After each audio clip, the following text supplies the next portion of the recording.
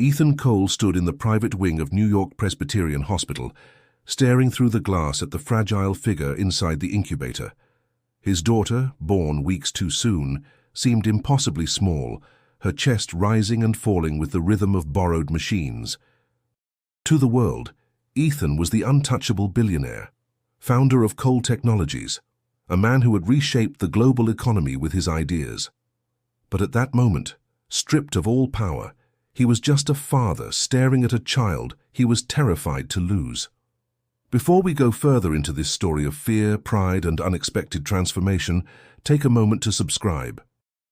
You won't want to miss what unfolds next, because the path Ethan takes will shatter everything he thought he knew about control, love, and trust. The delivery had been brutal. Laura, his wife, nearly didn't survive. Blood loss, panic in the operating room, doctors shouting over each other. It was a nightmare Ethan couldn't erase from his mind. When the baby arrived, weighing less than 3 pounds, he swore nothing would touch her, nothing would risk her fragile chance at survival. "No one touches her without my permission," he declared in a tone that brooked no argument. His lawyers signed off on protocols. The hospital staff learned quickly that the billionaire's word was law. The nurses whispered among themselves, frustrated. They knew skin-to-skin contact could help premature babies thrive. The doctors recommended it too, but Ethan was immovable. "She is too weak. I won't have anyone jeopardize her life," he repeated, pacing the hall outside the neonatal unit as if his presence alone could keep death away. Laura, pale and exhausted in her recovery bed, tried to reason with him. "Ethan, she needs more than machines. She needs warmth. She needs us." Her voice trembled with both love and pain, but Ethan avoided her eyes. The memory of almost losing her was still raw. "No, Laura, you don't understand. If we let anyone in, even for a moment, it could all be over. I can't take that risk." He had always lived in a world where control was survival. Business empires bowed to his strategies, competitors crumbled at his decisions. But here, faced with this tiny life, control had become a shield for his fear. In his mind, doctors were fallible, nurses were careless, and strangers carried invisible threats. Only by keeping everyone away could he feel some illusion of safety. At night, when the hospital wing grew quiet, Ethan sat alone in the leather chair outside the glass wall. He didn't sleep. His eyes stayed locked on the incubator, watching every flicker of the monitors. His phone buzzed constantly with urgent messages from his company, stock prices wavering, projects delayed, investors demanding his presence. But he ignored them all. None of it mattered compared to the baby behind the glass. Still, the silence of the nights wore on him. The beeping of machines was steady but unkind, a reminder of fragility. His chest ached with a weight he didn't know how to put into words. He had never prayed in his life, but sometimes when no one could hear, he found himself whispering, "Just breathe. Please just keep breathing." The staff tiptoed around him, intimidated by both his reputation and the sharp edge in his voice whenever he felt questioned. Rumors spread through the hospital halls that the billionaire had locked down the ward, that even senior physicians needed clearance to approach the child. Some said he was mad with grief, others that he was simply arrogant. The truth lay somewhere in between. Ethan was a man drowning in fear, clinging to the only thing he thought he could control. What Ethan didn't know was that in the quiet hours, when he thought no one noticed, another pair of eyes had already seen the baby. A woman who moved silently through polished floors and disinfected halls, unseen by those who believed themselves more important. Her name was Naomi Johnson, though Ethan hadn't yet looked at her long enough to remember it. But she was there, night after night, watching in silence. And while Ethan believed he was the only one guarding his daughter, the truth was that someone else was already waiting, quietly, patiently, with a strength he would one day come to depend on. The neonatal unit had been transformed into something resembling a fortress, though no bricks or mortar were visible. Instead, Ethan Cole's influence constructed invisible walls, strict protocols, constant supervision, and unbending rules. Nurses who had worked decades in intensive care whispered to each other that they had never seen anything like it.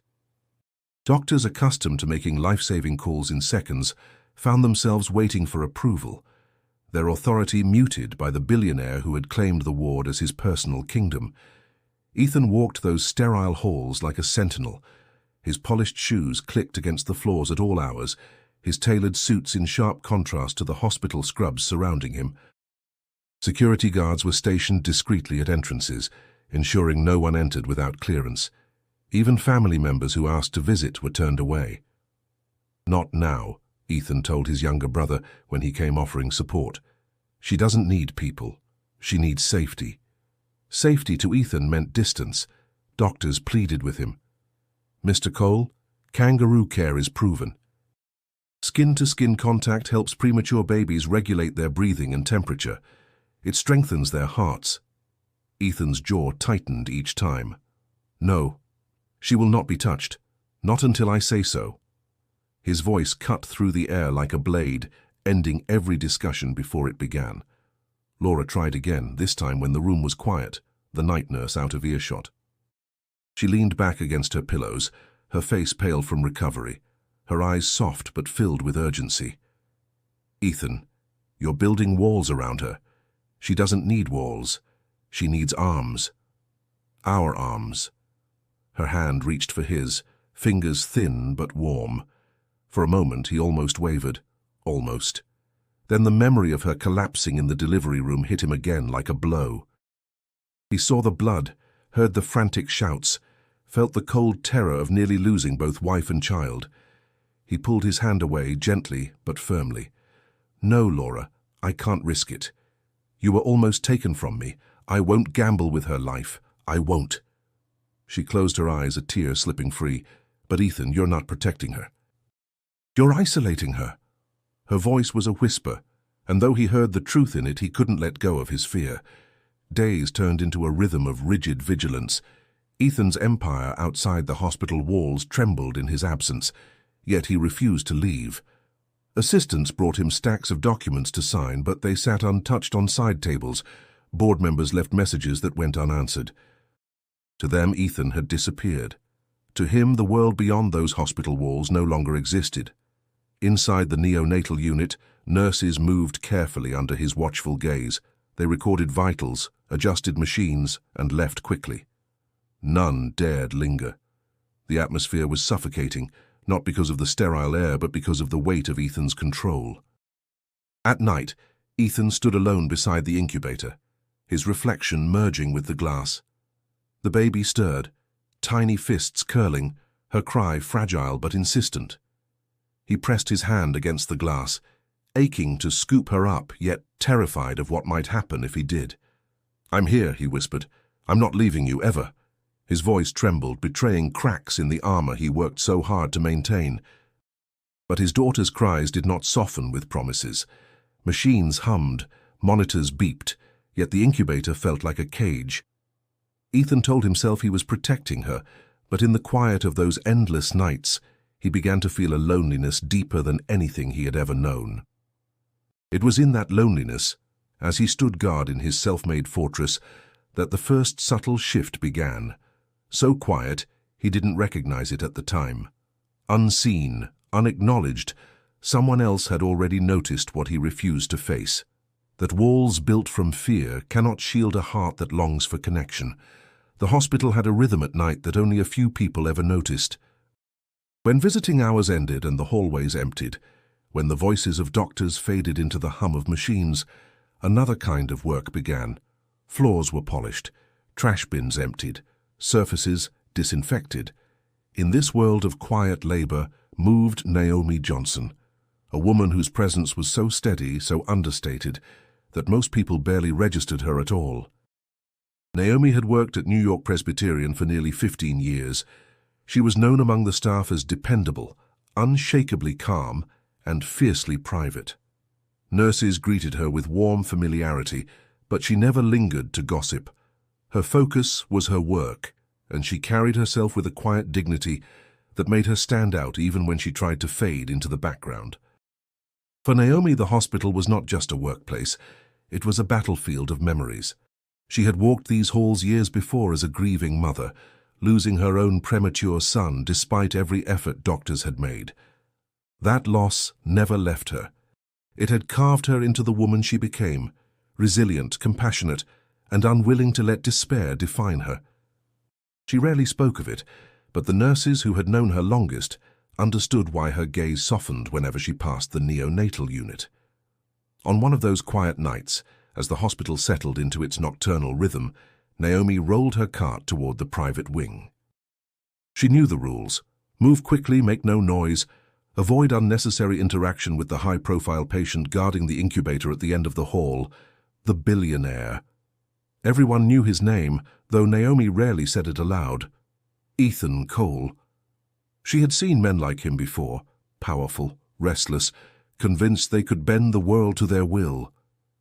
But as she glanced through the glass, she didn't see the aura of wealth or the sharp authority that intimidated others. She saw a father, exhausted and hollow-eyed, clinging to the fragile life inside the machine. Her mop glided silently across the floor as she worked, but her eyes lingered on the baby, so small, so restless. "Keep it down," Ethan's voice cut sharply through the corridor once, when the squeak of her cart echoed too loudly. Naomi nodded quickly, not meeting his eyes. "Yes, sir," she murmured, her tone respectful, carrying no trace of irritation.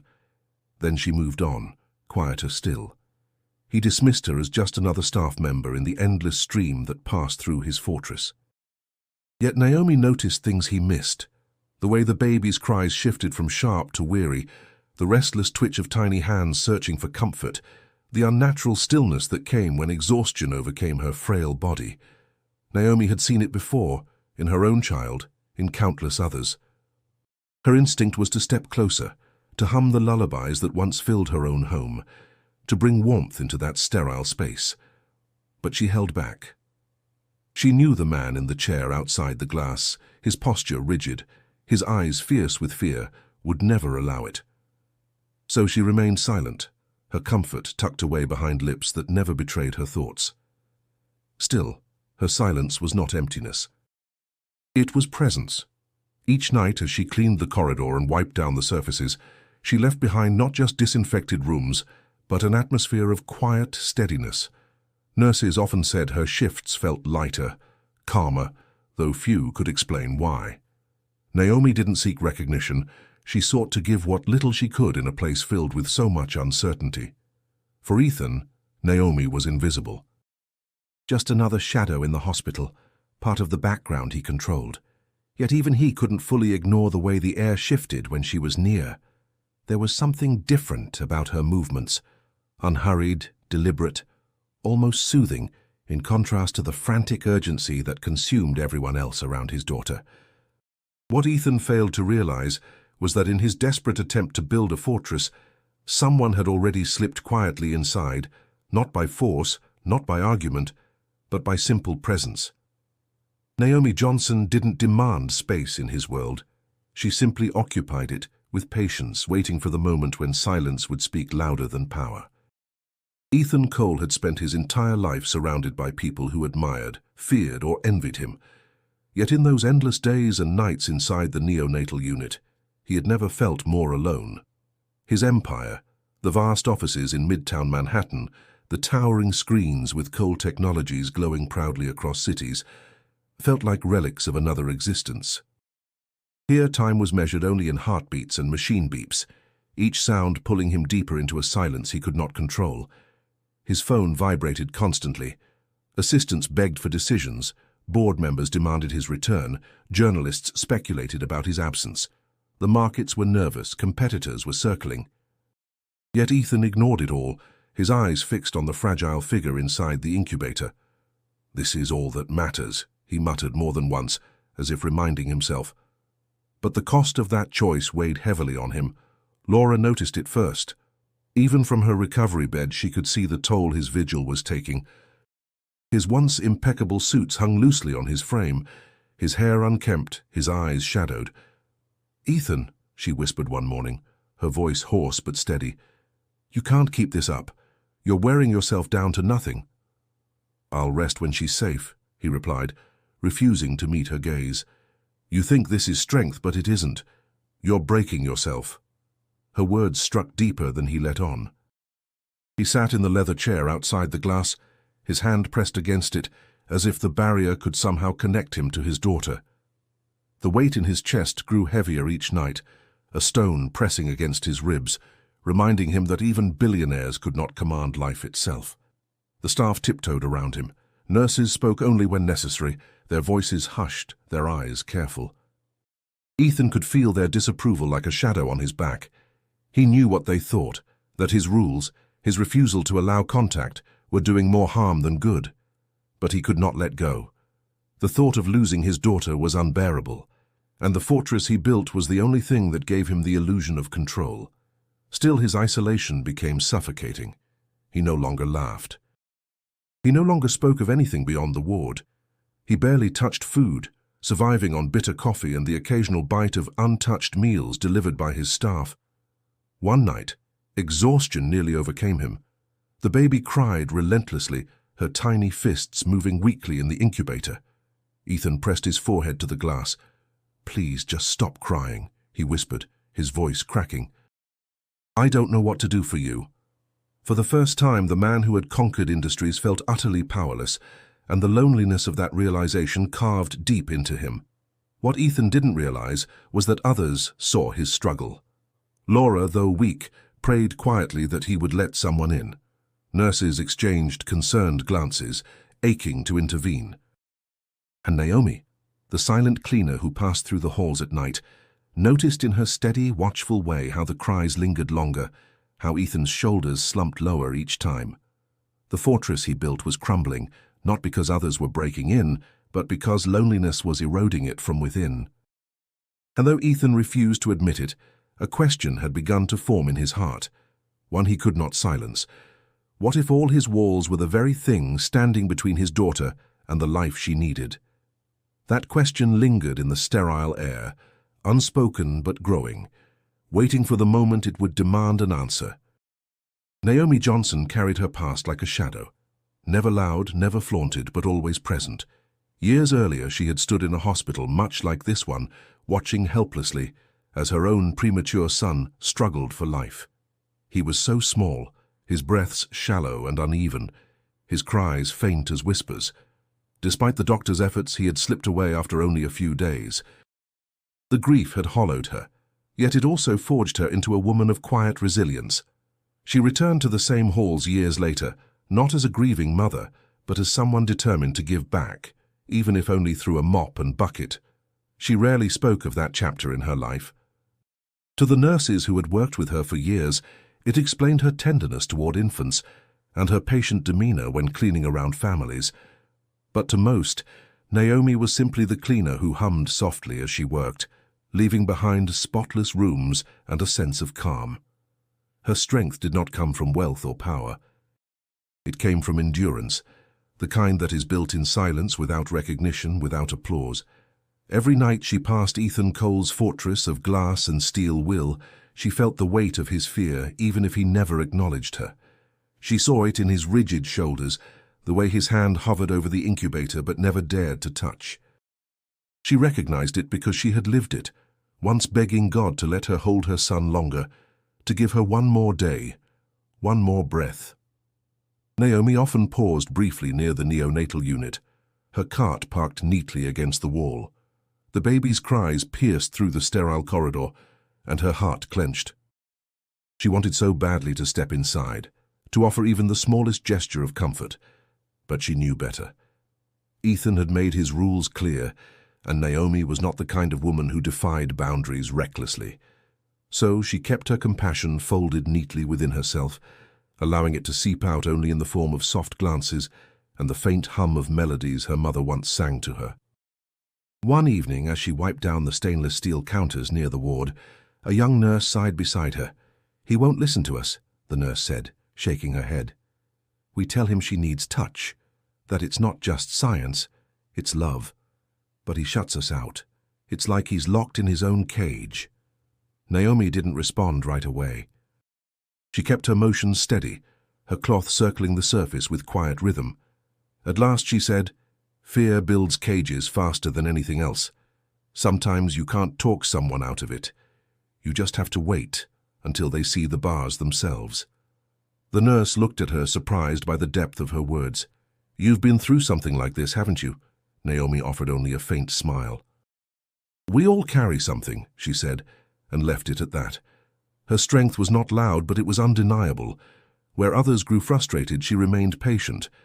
Where others grew angry at Ethan's arrogance, she saw only a man drowning in fear. She had learned long ago that judgment never softened grief. It only hardened it. So Naomi stayed silent, steady, and watchful. Night after night she passed through the corridors, her presence almost invisible. Yet her compassion lingered, unspoken but felt. And though Ethan had no idea that the woman he dismissed as background carried within her the memory of a loss deeper than his worst fear, the truth was that Naomi's quiet strength was already shaping what was to come. The night was unusually still. Outside the hospital windows, Manhattan pulsed with its usual chaos, but in the neonatal wing, silence wrapped around the halls like a heavy blanket.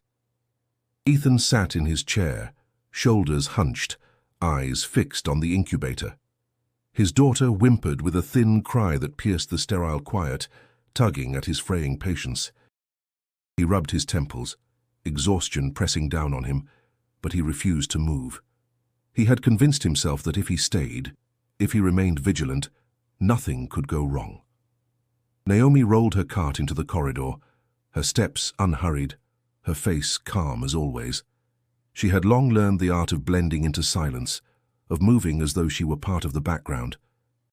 Tonight, however, she noticed the infant's restless cries echoing longer than usual. Her heart tightened, memories threatening to surface, but she kept her composure. As she swept near the ward, she began to hum softly under her breath, almost without realizing it. The melody was one she had carried for years, a tune her mother used to sing when storms rattled their windows in Georgia. Low, steady, almost like a heartbeat. The baby's cries wavered. For a moment there was stillness. Then, to Ethan's astonishment, the whimpers quieted. His daughter's tiny chest rose and fell more evenly, her fists unclenching ever so slightly. The change was subtle but unmistakable. Ethan's head snapped toward the source of the sound. His gaze landed on Naomi, who was wiping down a counter, humming as though nothing had shifted in the world. His chest tightened with suspicion. He rose sharply from his chair. "What are you doing?" His voice sliced through the quiet, sharp enough to make Naomi pause mid-motion. She straightened slowly, her cloth still in hand. "Just cleaning, sir," she said evenly, her tone respectful. "Don't play games with me," Ethan snapped, his eyes narrowing. "She stopped crying the moment you started that noise. What did you do?" Naomi held his gaze, calm but cautious. "I didn't do anything to her, Mr. Cole. I was only humming while I worked. I'm sorry if it disturbed you." "Disturbed me?" Ethan's voice rose, tight with frustration. "I don't need strangers interfering. My daughter isn't some experiment for you to test your tricks on." Naomi's fingers tightened around the cloth, but she didn't flinch. "I meant no harm. It was unintentional." His breath came harsh, uneven. "Unintentional or not, you will not ever try to calm her. Do you understand? She doesn't need your voice or your songs or whatever it is you think you're doing. She needs safety." For a moment, silence stretched between them. Naomi wanted to tell him that safety wasn't only machines and glass barriers, that sometimes safety was a voice in the dark, a rhythm that told a child they weren't alone. But she bit her tongue. This wasn't her place, not yet. She lowered her gaze and gave a small nod. "Yes, sir." "Understood." Ethan stood rigid, his jaw tight, every muscle in his body straining to hold his fear in place. He wanted to believe he had protected his daughter, that his rules were enough. But the image of her calming to Naomi's humming refused to leave his mind. It gnawed at him, an unwelcome truth he couldn't explain. Naomi returned to her work without another word, her movements quiet and measured. She didn't defend herself further, nor did she challenge him. Yet her silence carried a weight, as if she knew something he did not, and that unsettled him more than her humming ever had. Ethan sat back down, but his thoughts churned. For the first time, he wasn't entirely certain that his fortress could keep every truth at bay. Laura Cole had always admired her husband's determination. She had seen him build empires from ideas, fight battles with competitors twice his size, and stand unshaken when storms hit their company. But as she lay in her recovery bed, weaker than she had ever been, she realized that the same unbending will that had once impressed her was now threatening to consume them both. The baby's cries drifted through the corridor that connected her room to the neonatal unit. Each sound stabbed into Laura's chest like a reminder of her own helplessness. She could not hold her daughter yet, not until her body healed. But she knew in her heart what the doctors were saying was true. The child needed warmth, skin, connection, not just glass and machines. Ethan entered the room with his usual air of command, though his eyes betrayed fatigue. Dark circles shadowed them, and his posture seemed to carry the weight of the world.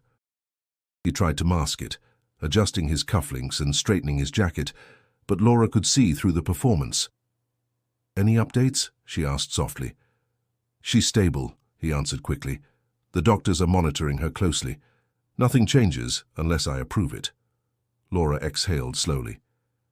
"Ethan, that's exactly what worries me. You're holding everything so tightly that no one else can breathe." He frowned, his jaw tightening. "Laura, you almost died. Do you understand that? I nearly lost both of you. I won't gamble with her life, not after what happened." Her hand trembled as she reached for his. He hesitated but allowed her fingers to brush against his knuckles. "You think this is control, but it isn't. It's fear. And fear is making choices for you that love should be making."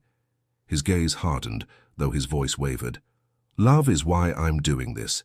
If I have to be the shield between her and the world, then I will." "No shield can replace a mother's touch," Laura whispered. "Or a father's." He pulled his hand back, running it through his hair. His composure cracked for just a moment, his voice low, almost pleading. "What if I touch her and she breaks? What if I'm the reason she doesn't make it? I couldn't live with that, Laura." Tears filled her eyes, not from weakness, but from knowing she was watching the man she loved unravel under the weight of his own terror. "Ethan, you're protecting her from the wrong thing. The danger isn't only outside. It's the emptiness she feels every moment she's left untouched. Machines can't give her what she needs." Her words pierced him, but instead of answering, he turned away, staring out the window at the glow of the city. His silence was louder than any argument. Laura's voice grew steadier. "Listen to the doctors. Listen to the nurses. They've seen this before. They know what she needs. Trust them, if not for yourself, then for her." He shook his head, whispering under his breath. "They don't care the way I do. To them, she's just another patient. To me, she's everything." "Then let your love show in the right way," she urged. "Not by building walls, but by opening your arms. If you don't, Ethan, if you keep going like this, you'll lose her in a different way. She'll survive, but she won't know you." Her words hung heavy in the room, more frightening than any medical chart. Ethan's throat tightened. He wanted to argue, to shut her down as he had done with others, but he couldn't. A flicker of doubt crept in, gnawing at the edges of his certainty. Laura leaned back against her pillow, exhausted but resolute. "Please, Ethan, for once in your life, stop trying to control everything. Just be her father." Ethan stood there, torn between his fear and the truth she had laid bare. He left without answering, his footsteps echoing down the sterile corridor. Yet her plea followed him, lingering in his mind, impossible to silence. The hospital at night carried its own kind of stillness, one that magnified every sound: the soft hiss of oxygen, the rhythmic pulse of monitors, the occasional squeak of rubber soles against polished floors. Ethan sat in his usual chair, hollow-eyed and silent, watching his daughter stir restlessly inside the incubator. Her cries were softer now, more like weary protests than sharp alarms, but each sound pierced him just the same. He leaned forward, pressing his palm against the glass. "I'm here," he whispered, his throat tight. "I'm not going anywhere." Yet the child did not quiet, and the truth settled heavy on him. His presence alone wasn't enough. Down the hall, Naomi Johnson moved with her steady rhythm, pushing her cart along the corridor. She had noticed the baby's cries carried longer that night, thinner but desperate. Her heart clenched. She paused just outside the ward, listening for a moment, then slipped inside silently, careful not to disturb the man who seemed welded to his chair. Naomi began her usual work, wiping surfaces and checking corners, but her eyes kept drifting toward the incubator. She could see the tiny fists moving, the body squirming against the limits of the machine. Her instincts urged her forward, but she remembered Ethan's harsh words days before. She dared not cross that line, so she chose another path. As she polished the counter near the sink, she let her lips part just slightly, releasing a melody so soft it was almost lost in the hum of the machines. It wasn't a song with words, just a low, steady tune, one she had hummed to her son years ago when storms rattled their old apartment. The effect was subtle but undeniable. The baby's movements slowed, her breathing steadied. The faint cries quieted, replaced by something closer to calm. Ethan froze, his eyes snapping toward the sound. At first he thought he was imagining it, but as he turned his gaze back to the incubator, he saw the change.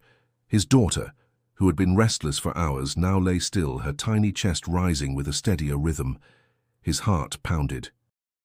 He glanced at Naomi, who continued her work as though nothing had shifted in the world. Her voice stayed low, almost like a thread woven into the air, never directed toward him, never claiming attention. Ethan clenched his fists. Anger surged, but so did something else he couldn't name. He wanted to shout, to tell her to stop, to remind her of the rules he had set. And yet, as he looked at his daughter's softened features, the words caught in his throat. Naomi, sensing his gaze, allowed the melody to fade into silence. She kept her eyes down, focused on her cloth moving in careful circles. She hadn't meant to challenge him. She had only wanted to ease the child's restlessness. The quiet stretched between them, heavy with unspoken words. Ethan finally broke it, his voice low, almost uncertain. She stopped crying. Naomi straightened slowly, meeting his eyes just for a moment. Babies know comfort, even when it comes in small ways. Her tone was gentle, respectful, but firm in its truth. Ethan felt his chest tighten. He wanted to deny it, to dismiss it as coincidence, but the evidence lay before him in the incubator. Still, pride clamped down on his words. "You shouldn't interfere," he said finally, though his voice lacked its usual steel. Naomi gave a small nod. Understood. She gathered her supplies and quietly moved toward the door. But Ethan remained in his chair long after she left, staring at his daughter. For the first time, doubt pressed against the fortress he had built. If something as simple as a song could reach her where he could not, what did that say about the walls he had drawn around them both? The question lingered long into the night, gnawing at him in silence. It began with a sound different from the usual rhythm of the machines. Ethan was sitting in his chair, his eyes fixed on the incubator, when the alarms erupted, sharp, shrill, unrelenting. His daughter's breathing had faltered, the monitors flashing in urgent red. Within seconds, nurses rushed in, followed closely by the attending physician. Ethan shot to his feet, panic surging like ice through his veins. "What's happening?" he demanded, his voice breaking. The doctor didn't look up as he barked instructions. Oxygen saturation dropping. "Prepare immediate intervention." The nurses moved quickly, their practiced hands adjusting tubes, checking vitals. The tiny chest inside the incubator rose and fell unevenly, fighting for rhythm. Ethan's heart pounded so violently he thought it might burst. His mind screamed at him to act, to fix it, to control something, but for once he couldn't. He stood frozen, helpless, his throat burning. "Mr. Cole," the doctor said firmly, finally turning to him. "We need skin-to-skin contact now. She needs your warmth, your heartbeat. This could stabilize her faster than any machine." Ethan recoiled as though struck. "No," he whispered. I can't. If I touch her..." His voice cracked. The fear that had haunted him since her birth loomed larger than ever. What if his touch harmed her? What if he made things worse? "Sir," the doctor pressed, his tone urgent, "this is not about you. It's about her survival. She needs human contact." The baby let out a faint, choked cry, weaker than before. Ethan's knees nearly buckled. He pressed his palms against the glass of the incubator, desperate but unable to move forward. His world, his wealth, his empire, none of it meant anything in that moment. He was powerless. Behind him the corridor was quiet, save for the muffled shuffle of footsteps. Naomi had been finishing her rounds when the alarms began. She now stood at the edge of the room, her eyes filled not with panic but with a deep, knowing sorrow. She didn't speak. She didn't need to. The memory of her own child's fragile breaths lingered in her silence. Ethan caught sight of her, and for the first time didn't feel annoyance or suspicion.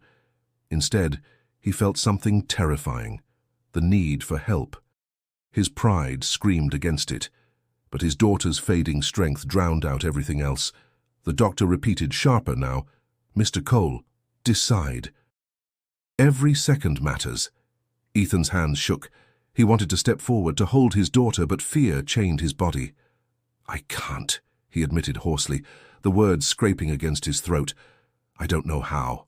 I'll fail her." Naomi's eyes met his, steady and unyielding. She didn't move closer, didn't intrude. But in her silence, in her presence, there was something Ethan hadn't felt in weeks. Calm. It was as though she carried the strength he lacked, the strength to step into the space he could not. The alarms continued, sharp reminders that the child's time was slipping. Ethan's chest heaved, torn between terror and love, between pride and surrender. He clenched his fists, trembling, knowing that all his walls, all his rules had brought him to this moment. And in that instant, Ethan realized the truth he had fought so desperately to avoid. Control couldn't save his daughter. Connection could. The thought struck him like lightning, but his body still wouldn't move. His lips parted, his voice barely above a whisper, filled with both desperation and defeat. "Help me." The room seemed to hold its breath. The staff waited, the machines beeped, and Naomi, silent as ever, stood just at the edge, ready to step forward, though no one yet knew what that step would mean.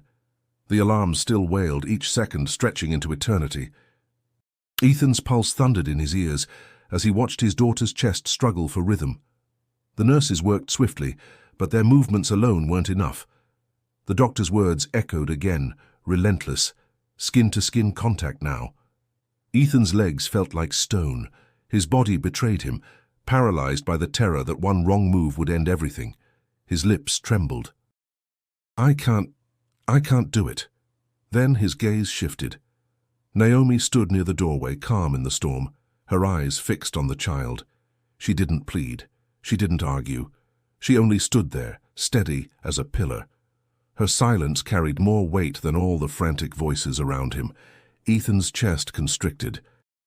Pride screamed at him to send her away, to cling to control, but desperation crushed the walls he had built. His voice came out hoarse, breaking under the weight of fear. "Come here." The staff froze, uncertain they had heard correctly. Naomi blinked, her hands resting against her cart. She stepped forward cautiously, her movements unhurried, her face composed. Ethan's throat tightened. He felt exposed, as though the entire fortress he had created was crumbling around him in front of strangers. Yet as Naomi drew closer, he saw something in her eyes. Not pity, not judgment, but a quiet strength that steadied him. "She needs warmth," Naomi said softly, her voice almost lost beneath the alarms. "Let her feel a heartbeat." The doctor gestured urgently. "There's no time to waste." "Allow her to try." Ethan swallowed hard, his palms clammy. He looked at his daughter, so fragile, her skin pale beneath the glow of the machines. Every instinct told him to keep the world away, but for the first time he realized he was part of the world she needed. He gave a small nod. "Do it," he whispered. Naomi approached the incubator with reverence, as though she were stepping into sacred ground. Her hands moved gently, not rushing, not fumbling. She placed one hand lightly against the side of the incubator, then looked at Ethan. "She'll need more than this, she needs touch." The nurses exchanged uneasy glances. They all knew the Billionaire's rules, but Ethan, trembling, gave a single nod. Naomi slipped her hand through the opening in the incubator and rested it gently against the baby's tiny chest. The contact was feather-light, yet the effect was immediate. The child's breathing steadied, her small body no longer fighting with such desperate effort. The alarm softened as the numbers on the monitor began to climb back into safer ranges. The room fell into hushed silence. Nurses stared wide-eyed at the sight. Ethan's chest heaved as relief washed over him, raw and overwhelming. "She's calmer," one nurse whispered. Ethan's throat ached. He pressed his hand against the glass again, but this time the barrier felt different, less like protection, more like a prison. He turned his gaze toward Naomi. Her expression remained serene, her focus fully on the child. She didn't claim credit, didn't look for recognition. She only hummed softly under her breath, the same low tune she had once carried through her night shifts. For the first time, Ethan didn't bristle at the sound. He felt it seep into the room, wrapping around the fragile life in the incubator, steadying her as surely as the machines. When the alarms finally quieted, the doctor exhaled in relief. "She's stable again." Ethan nearly collapsed back into his chair, burying his face in his hands. Relief, shame, gratitude, all tangled together in a storm inside him. His fortress had cracked wide open, not by force but by the quiet hand of a woman he had barely acknowledged. And as he lifted his head again, his eyes locked on Naomi. For the first time he saw her, not as background, not as staff, but as someone whose strength had reached his daughter in a way he could not.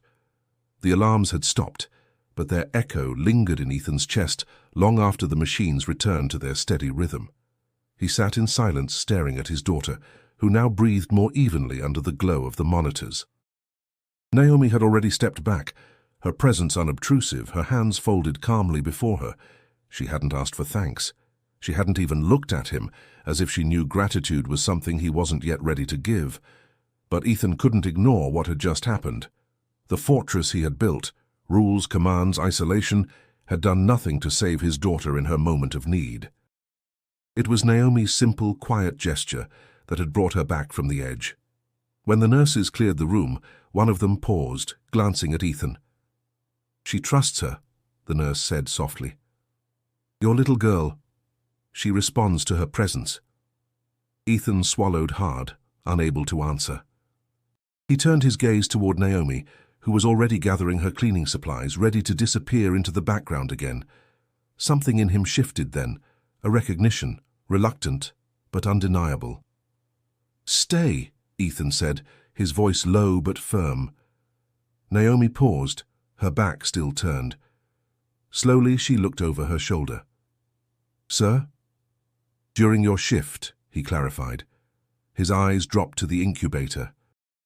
"If she cries, if she seems restless, I don't want you to leave until she's calm." Naomi studied him for a moment, then gave a small nod. "I'll do what I can." Those words echoed inside him. What I can. It was something Ethan had forgotten, that sometimes doing what one could, not controlling everything, was enough. The following nights brought small but unmistakable changes. Naomi would hum softly as she worked, and Ethan noticed the way his daughter's body seemed to relax when that sound filled the sterile air. Naomi never touched her again without permission, but her presence was enough to create a calm that the machines could not. For the first time, Ethan allowed himself to sit back in his chair and simply watch, no longer feeling the crushing need to control every second. His exhaustion remained, but it was no longer laced with the same desperation. He began to feel faintly that he was not alone in this. Laura noticed it too. One evening she whispered to him, "You're softer these days." He almost laughed, though it came out more like a sigh. "I don't feel softer. I don't know. I don't feel as terrified when she's here." His eyes drifted toward Naomi, who was wiping down a counter, humming her low tune. Laura squeezed his hand gently. "That's because you're finally letting someone in." Ethan didn't answer, but her words stayed with him. Days passed, and Ethan began to take small steps of his own. At Naomi's quiet suggestion, he placed his hand against the glass less often and dared to press it through the incubator's opening instead. His fingers trembled as they brushed the air above his daughter, but he didn't pull back. "She won't break from your touch," Naomi murmured once, her tone carrying the certainty of someone who had lived through pain but learned to trust again. It was the first time Ethan realized that maybe his daughter needed him not as a guard, but as a father. And though the thought scared him, it also lit a spark inside that had been buried beneath layers of fear. The walls around him weren't gone yet, but cracks had formed, and through them came the first hints of something he hadn't felt in weeks: hope. News traveled quickly in New York, especially when it concerned someone like Ethan Cole. His absence from the corporate world had already fueled speculation, but when whispers began to spread from hospital corridors that the billionaire had allowed a janitor, of all people, near his daughter, the story gained a dangerous momentum. It started with murmurs among staff. A nurse mentioned it to a colleague who later spoke too freely at a cafe across the street. Soon an investor caught wind of the tale, and within days board members were calling Ethan's office in alarm. One afternoon, his assistant slipped into the hospital wing with a tight expression. "Mr. Cole, the board is restless. They're asking questions." "What kind of questions?" Ethan asked flatly, his eyes still on the incubator. "They've heard rumors that you've allowed non-medical staff into your daughter's care. They're concerned about liability, about image. The press is already circling." Ethan's jaw clenched. Let them circle. They know nothing. But the words didn't ease the knot tightening in his chest. Later that evening, his phone buzzed with a message from a board member he had once considered a friend. "You're risking everything. If this is true, it could ruin you." For years, Ethan's reputation had been untouchable.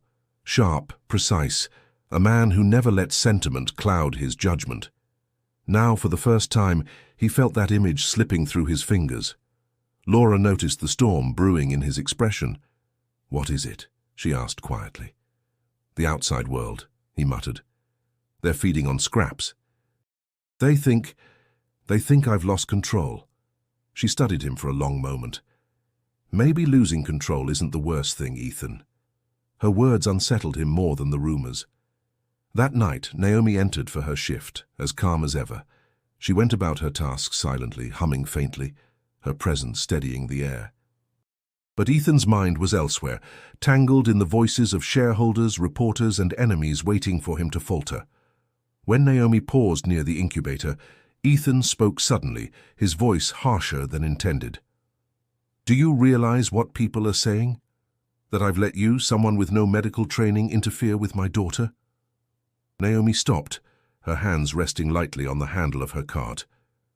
Her gaze lifted to his, steady and unshaken. "People will always say something, Mr. Cole. It doesn't mean they understand." "That's easy for you to say," he snapped. "You don't have empires to lose."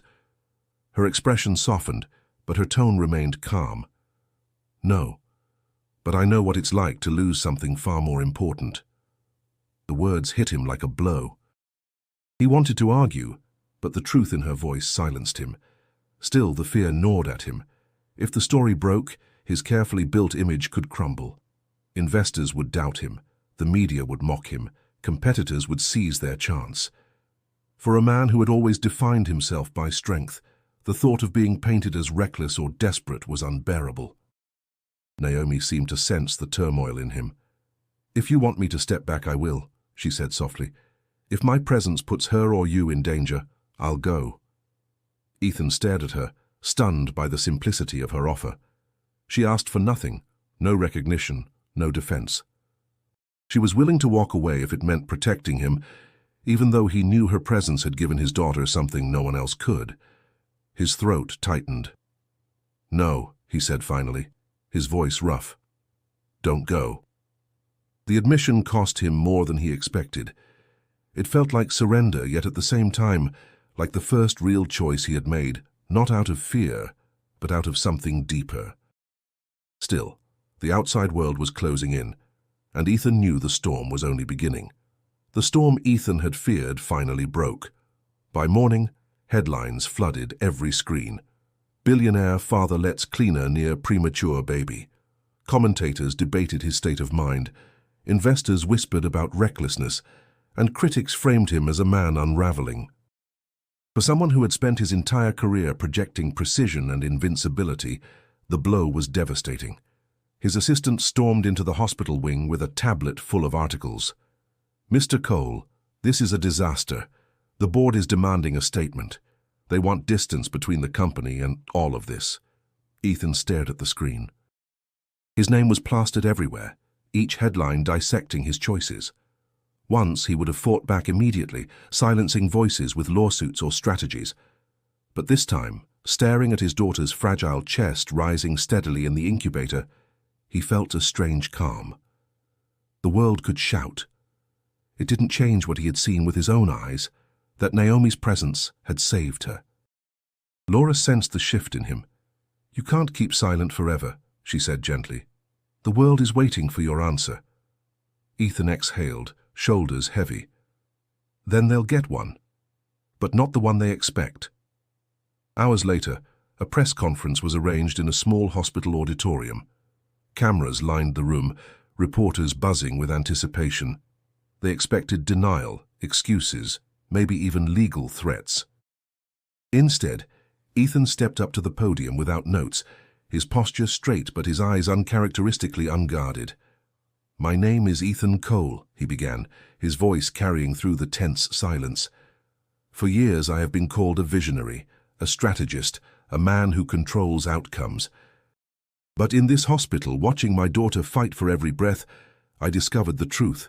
I am none of those things. I am just a father, afraid, unprepared, and learning in the most humbling way imaginable."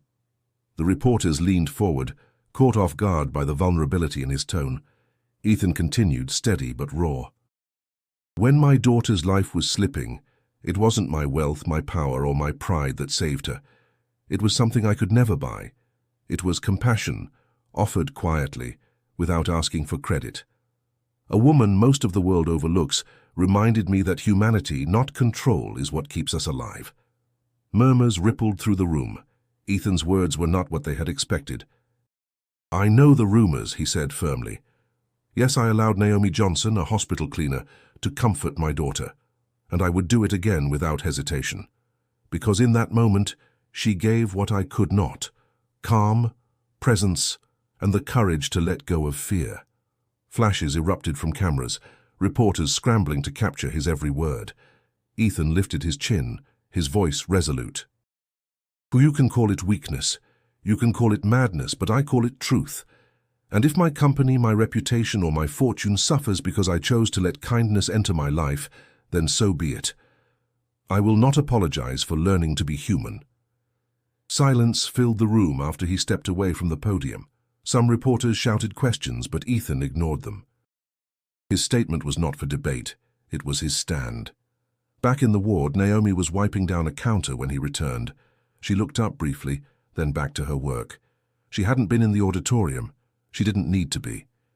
Ethan approached her, his voice low. "I told them the truth about you, about what you did." Naomi gave a small nod, her face unreadable. "Then you said what needed saying." For the first time in weeks, Ethan felt lighter. The outside world might rage, but inside, something stronger had taken root. His fortress was gone. In its place stood a man who had finally chosen to stand, not on pride, but on truth. The press conference marked a turning point. For years, Ethan Cole had been a symbol of power, a man whose sharp decisions left no room for vulnerability. Now his raw confession had shaken not only the media, but also his own heart. Something had broken open, and in its place, something unfamiliar but steady was beginning to grow. Back in the hospital, Ethan no longer prowled the halls like a watchman guarding a fortress. He moved differently now, slower, less rigid, more present. He still hovered near the incubator, but instead of fear twisting every muscle, there was a softness in his posture, a willingness to simply be near his daughter instead of controlling every moment. Laura noticed the change first. "You look lighter," she whispered one morning as he sat by her side. "Maybe I am," Ethan admitted, his eyes fixed on the incubator. "For the first time, I don't feel like I'm fighting the world. I feel like I'm holding on to her, even when I'm not touching her." Laura smiled faintly, her color slowly returning as her recovery continued. "That's because you're finally letting love guide you, not fear." Ethan glanced at Naomi, who was quietly cleaning a counter across the room. She didn't look at him, didn't seek acknowledgement, yet her presence was woven into every moment of calm. He stood and approached her. "You've given us more than you know," he said quietly. Naomi looked up, her eyes steady. "I only did what anyone should do when they see someone hurting." "But not everyone would," Ethan replied, "and not everyone could." She didn't argue, simply inclined her head and returned to her task. Ethan realized then that her humility was part of her strength. She didn't need recognition to validate her actions. She carried her dignity in silence. Weeks passed, and the baby grew stronger. The incubator no longer seemed like a cage, but a bridge, a temporary stage until she was ready to face the world outside. Doctors noted her steady progress, and nurses commented on the remarkable turnaround since Ethan had allowed Naomi into their circle. The transformation extended beyond the hospital. With Laura's encouragement, Ethan began drafting plans for something new, a foundation to support neonatal care across the country. He poured resources into programs that offered free access to incubators, family counseling, and training for staff in underserved hospitals. For the first time, his wealth was not about expansion or power, it was about life. At a board meeting, his colleagues were stunned. "You're shifting billions of dollars into philanthropy," one executive demanded. "Yes," Ethan answered simply, "because there are children out there who don't have what my daughter had, and that isn't acceptable." When another argued about shareholder returns, Ethan leaned forward, his voice steady but resolute. "If profit is all we care about, then we've already failed. I won't lead a company built only on numbers. I intend to lead one that remembers humanity." The room fell silent. No one dared challenge the man who, for the first time, wasn't fighting for control but for compassion. Back at the hospital, Naomi prepared to finish her shift when Ethan stopped her. "Naomi," he said, his voice softer than she had ever heard it, "you're not just part of the background anymore. You're part of our story." She met his gaze, a flicker of emotion crossing her face before she looked away. "I was only where I was needed." "And that," Ethan replied, "is what makes you family." For a man who had once trusted no one, the words came naturally. And as his daughter slept peacefully, stronger than ever, Ethan realized he had finally discovered the truth he had been running from. Love was not control. Love was trust.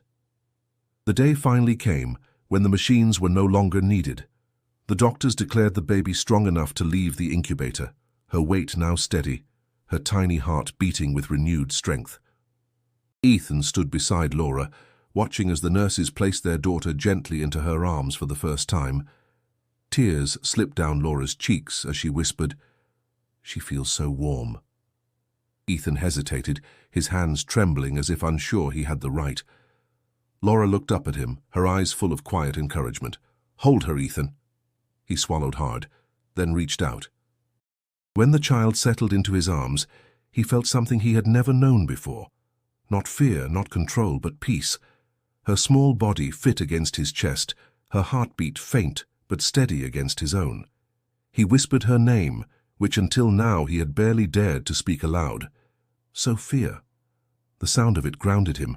He pressed his cheek lightly against her soft head and closed his eyes. For the first time, the fortress inside him truly crumbled. Naomi stood a few steps away, watching silently.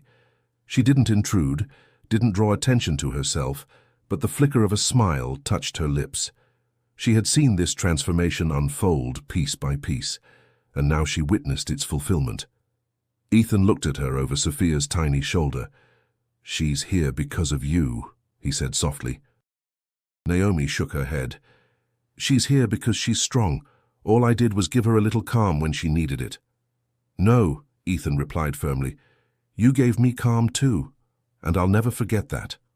Laura reached out a hand to Naomi. "You've been our anchor. We want you in her life, not as an employee, but as someone we trust, as someone we call family." Naomi hesitated, her eyes glistening. For years she had walked hospital halls unseen, carrying her own grief in silence. To be welcomed into someone's circle, not for her labor but for her humanity, was something she had never expected. "Thank you," she whispered, her voice unsteady. That means more than I can say. In the weeks that followed, Ethan kept his promise to change. He poured his resources into the foundation he had envisioned, ensuring neonatal care was accessible far beyond New York. Hospitals in smaller towns began receiving equipment, training, and support. Families who had once faced despair now found hope, waiting in the form of programs bearing his daughter's name. At home, Ethan was different too.